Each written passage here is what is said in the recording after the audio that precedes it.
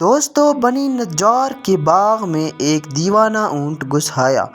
جو شخص بھی اس باغ میں آتا وہ اونٹ اسے کاٹنے کو دوڑتا۔ لوگ بڑے پریشان تھے اور حضور صلی اللہ علیہ وسلم کی خدمت میں حاضر ہوئے اور سارا قصہ عرض کیا۔ حضور صلی اللہ علیہ وسلم نے فرمایا، چلو میں چلتا ہوں۔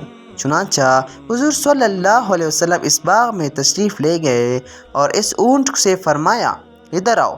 اونٹ نے جب رسول اللہ صلی اللہ علیہ وسلم کا حکم سنا تو دوڑتا ہوا حاضر ہوا اور اپنا سر حضور صلی اللہ علیہ وسلم کے قدموں میں ڈال دیا۔ حضور صلی اللہ علیہ وسلم نے فرمایا، اس کی نکیل لاؤ۔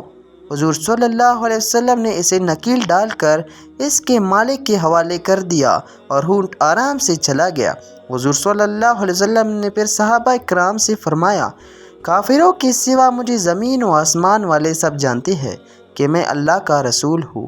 سبحان اللہ۔ کمنٹ میں سبحان اللہ ضرور لکھیں۔